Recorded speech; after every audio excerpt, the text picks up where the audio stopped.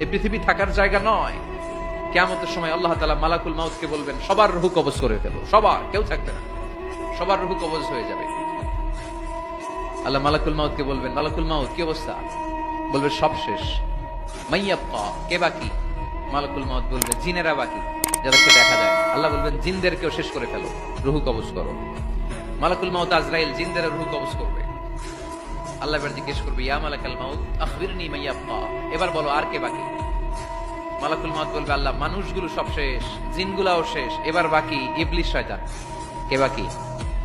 ইবলিসরেও শেষ করো, ইবলিসও শেষ। আল্লাহ আবার জিজ্ঞেস করবেন, ইয়া মালাকাল মাউত মাইয়াবকা, আর কে বেঁচে আছে বলো?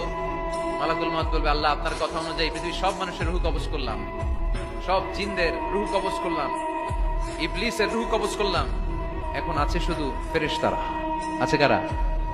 যাও ফেরেশতাদের রূহ কবজ করো, ফেরেশতাদের রূহ কবজ হয়ে যাবে। এবার আল্লাহ জিজ্ঞেস করবেন, ইয়া মালাকাল মাউত আখবিরনি মাইয়াবকা।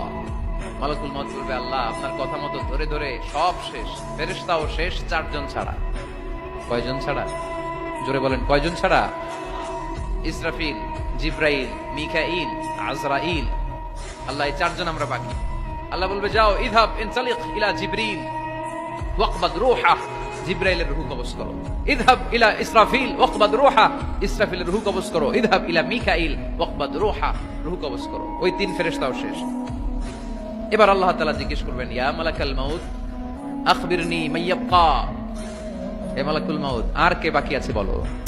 মালাকুল মাউত বলবে, আল্লাহ আপনার কথা মতো মানুষগুলো শেষ, জিনগুলো শেষ, ইবলিস শেষ, আমার বাকি 3 ভাই ইসরাফিল, মিকাইল, জিব্রাইলও শেষ, শুধু আমি, শুধু আমি।